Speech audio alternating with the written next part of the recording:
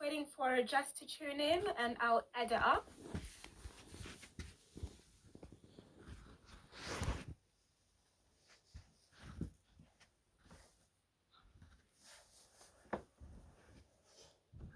Just waiting for Jess to tune in. Hello. Hi. How are you? Very good, thank you. I'm just going to lower my...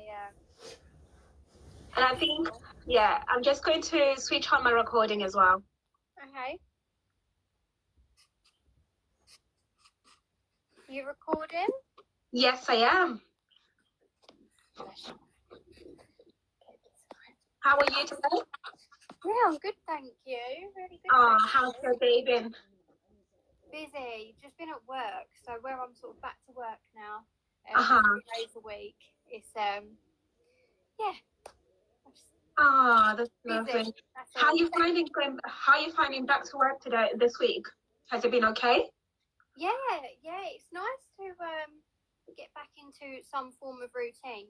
Yeah. I think I speak for a lot of people when we say it's just this whole situation has just thrown everyone out of joint, haven't they? Yeah. I think we've got quite a few. I think Keely's just joined. Yeah, I've seen some more people are joining now. Just waiting for a few more minutes and then we can start. Yeah. Yeah. How's your little boy? He's okay. I've managed to put him to bed, so he's settled, he's in bed, and yeah, he's loving his sleep.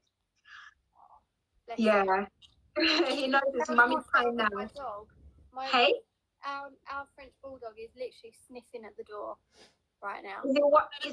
Is he wanting to join in? He just doesn't leave my side. I can hear him right now. He's just like sniffing at the door. Oh. So do you like taking for walks now? He can't go on walks because he's got allergy problems. So Hay fever? Yeah, so he literally is allergic to everything. So yeah. He's an indoor dog. Wow. Yeah. He's only allowed in his garden, but there's nothing that he sort of he doesn't pick up infections and stuff. Yeah. Garden. But if we take him to a park or if he mixes with other dogs, then he gets infections. Oh. Yeah, weird. It's quite weird, isn't it? Very. Yeah. Very. I don't know if dogs get like immunization stuff for hay fever. Do you give them something or it's just like that? Piriton. Oh, it works. Piriton. Yeah, Piriton works. Really? Yeah. Wow. Yeah. Obviously, oh, that's amazing. They're not allowed to prescribe it, but yeah, it works. Oh, that's nice. Yeah. So I think we're gonna start now. Okay, up to you. Yeah. So welcome to the Real Talk Show, Jess. I'm Michelle, and this is my first time launching this. This is for a course, is to talk and discuss different issues we face in life. So because I'm a sepsis survivor, I feel it's very important, since we are now entering into the sepsis awareness month next month, it's important that we start raising more awareness, because sepsis is something that not everyone knows about. They're only commonly known in elderly, where if an elderly has has sepsis, that's the end of life death for them. It's over. You definitely know that they're gonna die. Whereas not many people know that that's the last thing to the cause to death. So it's very important right now, especially in the pandemic we're facing right now, that we all are aware of sepsis, raise awareness. Also, it affects so many people in different aspects of health, and also it affects postpartum as well, postpartum depression, and women who have been pregnant and have given birth, such as like me. So it's very important that we raise awareness. Not many people take it, really at hand, So I feel that right now it's important for us to talk about it. By us talking about it, taking a step as survivors, and also our relatives come and sharing their stories of how we have gone through it, I feel that it's important because everybody else will learn. You don't know if tomorrow it's you. You don't know if tomorrow it's me. It's just there. It's that thing that it just kills. It's that small thing that if an infection prolongs so long, it will kill somebody else. So I am going to be interviewing Jess today. She's an ambassador for Sepsis UK. So just introduce yourself. Just who are you? Tell everybody who you are. Yeah, so for anyone that is watching and doesn't know who I am, my name is Jess Tuffield and I am a health and wellness blogger, and I'm also the World Sepsis Day UK ambassador. And World Sepsis Day is a global day on September 13th, and it's a day that everyone across the world has events all to do with raising awareness. And I'm obviously the UK ambassador alongside doctors, scientists, professors globally. There's not many of us, but they're very high up there in what they do. Okay, so what is your definition of sepsis? Obviously, I know what it is, but everybody else would like to know what you feel is the definition and what you have heard before. So obviously, sepsis is the body's overreaction to infection. Previously, back in time and in history, people like, for example, our grandparents would know it as septicemia or blood poisoning, but it's now commonly known as sepsis. So it is the body's overreaction to an infection. Okay, so tell me your journey. How did you have this? How did you have sepsis? When were you diagnosed? The first time you had it? Okay, so I first felt ill in 2016. Yeah. I was 21. Yeah. And I had been suffering with a chest infection, just a simple chest infection. We all have them. And this one obviously was a lot more dangerous than I've ever had before. Yeah.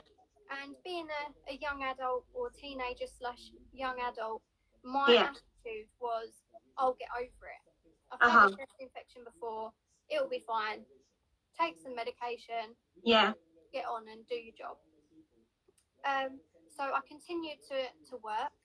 I was working in the hospitality industry, so I was doing long hours as well. But I started to, flake, as my mum would say, and I become tired. I was really chesty. And then I think it was 2 weeks prior to being admitted into hospital, I started to have really severe nosebleeds. And I'm talking 20 nosebleeds a day. And I could literally just be talking to you and my nose would just gush. And it wouldn't be the case of hold your head back with a tissue. These nosebleeds just would not stop. So I had these really severely. But again, that sort of will be all right attitude, I left it and just got on with my day-to-day activities. And then it was Mother's Day. And my parents took me up to Madame Tussauds in London. And I was all right at the beginning, but I started to just get really tired and I didn't feel right at all. And on the way home, I slept on the train. And for anyone that knows me and my parents, I don't sleep on trains. And there's a picture of me asleep on my stepdad's shoulder. And it's quite a prominent picture now. I use it a lot in the press and things like that. And that was the day we thought, okay, I'm not very well. And then the following morning, I had to get up for work. It was open at 7:30. I can't really remember. It was early. And I remember not feeling 100%.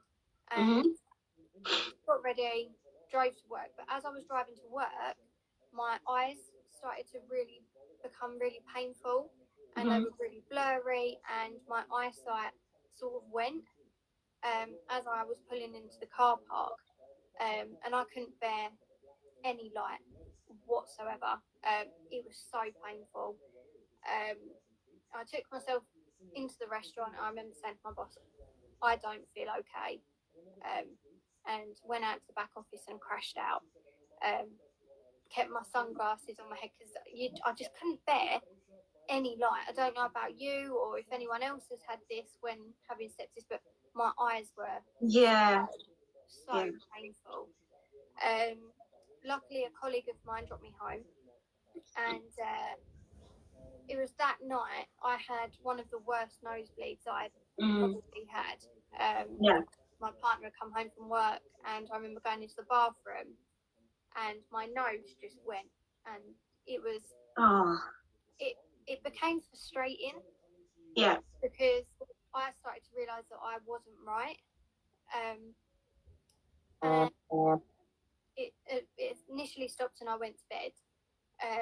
And the next morning, I wasn't okay at all. I rang my GP and was told there's no appointments.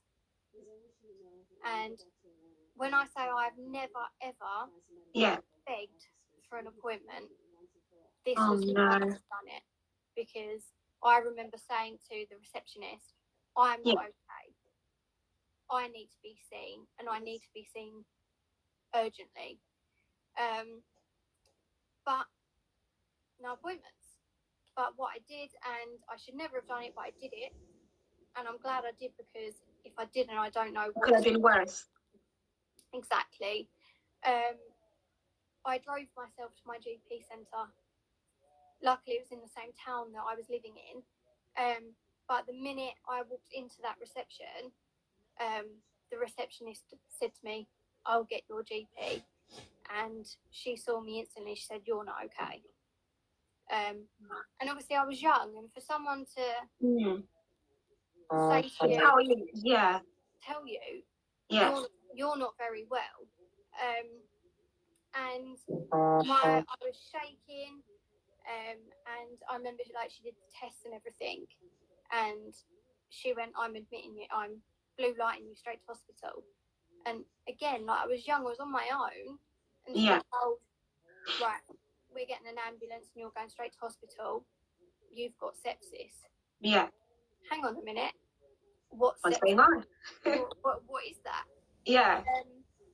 And I just, even to this day, when I talk about it, I can't even explain to you that initial feeling of being told you've got something but you don't know what it is. Yeah. It's very daunting, and it's very frustrating as well. Yeah, because for me, I just thought I had a chest infection. So I was took to hospital, and they had to contact my parents and my partner that was working away. And I can't imagine how they felt being told your loved one or your daughter or your partner has been admitted into hospital and she's not very well.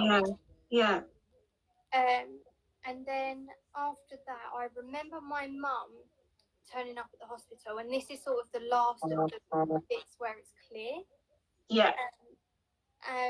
I remember the nurse was putting cannulas in my arms, and they weren't going in. And it got to a point where I was screaming at this lady to stop touching me, because I was in so much agony, my whole body just hurt. And to have this lady, I just remember screaming at her, just stop touching me. And my mum walked in, and my mum had to calm me down.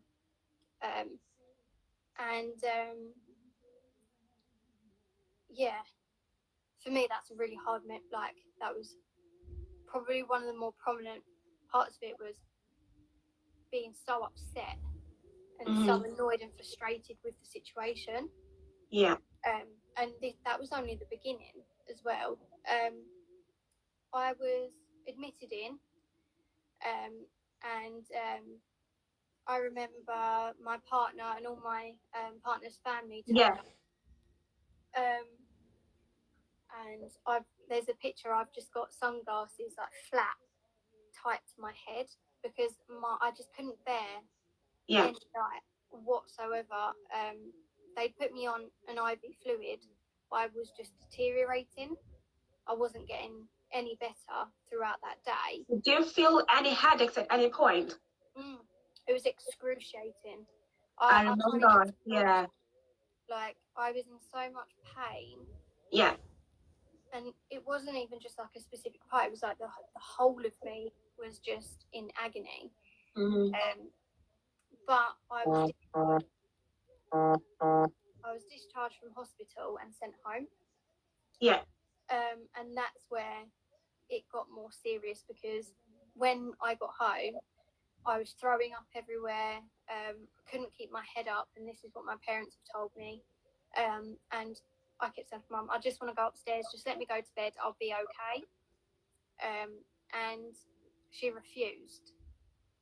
My stepdad had to keep me awake, and the paramedics arrived after she rang the 111 service, which is amazing. Yeah.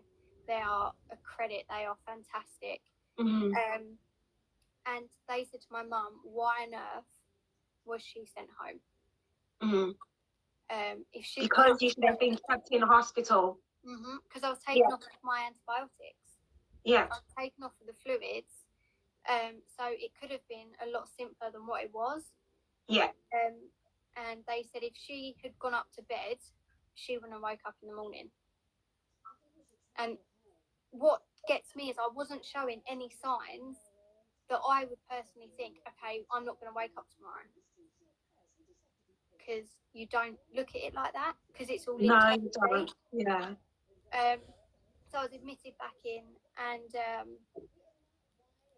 I was in hospital for another I think it was like 2.5 weeks in total. But I can't say I had the best day. That's just me personally. And my time in hospital, I don't really talk about it that much.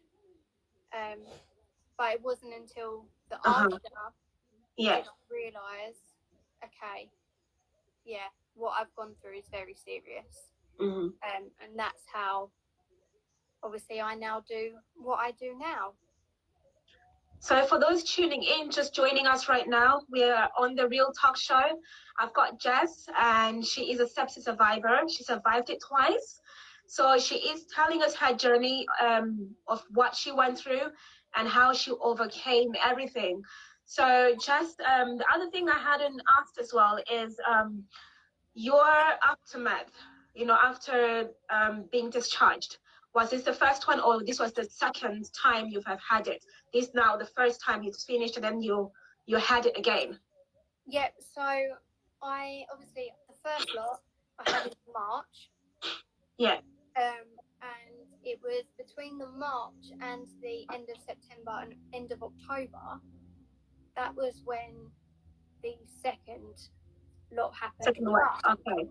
This is where it's important that people know the signs and symptoms, because second time round, I wasn't admitted in because I was given oral antibiotics to take home, because we picked up a really early symptom, and the hospital sent me home with antibiotics to go home with. Okay. But again, it was because we spotted the signs. We spotted very early, and that is what people need to know, because with sepsis, it's all about time. Yeah. The first time round, I kept leaving it and leaving this infection for it to sort of brew, and then it turned into sepsis. So if you've got an infection and you catch it like quickly, you're okay. You're gonna be okay. Yeah. So that's a really important fact there. But my main post-sepsis syndrome was starting back in the March, and it's gone right through. Can you tell the viewers some of the symptoms you have for post-sepsis syndrome? Because it's all different for every sepsis survivor. It all comes differently. So somebody will have like shivers, and somebody will have like, pins and needles in their body. So what do you have? What happens to you? Mine, back at the beginning, was really bad fatigue. Yeah. I I took ages. I'm gonna say I took a good 2 years Mm-hmm. to get my energy back to where Yeah. I was. I won't say I've got the same energy as what I did before, because I don't. And if I said that, I'd be lying. Um, so my energy levels aren't what they were. Yeah. I get tired a lot more easier. And mine was nightmares.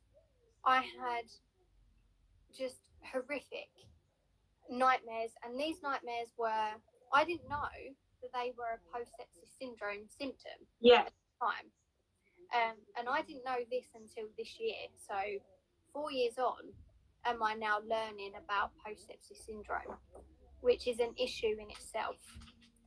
Um, so the nightmares were about me losing my teeth, and it would be from every single night. Yeah. I'd dream that I'd lost my teeth, and I'd wake up and I would check that my teeth were all still there. So that was one of my more severe post sepsis syndrome symptoms, was the nightmares.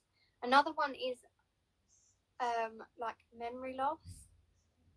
Yes. Yeah. Yeah, It's quite common. It's very common in yeah, sepsis survivors, because I remember when I was after I was discharged, post discharge, I started having like, the memory loss sort of, and then my parents always keep reminding me, okay, you have forgotten this. You don't realize it until someone else tells you. yeah. Do you think that it's been starting to get better? Because I know some people, it starts getting better as time goes. I would say mine's actually got worse. Um, it was only, I think it was this year. Yeah. I think I've told you before. Yeah, you did. Yeah.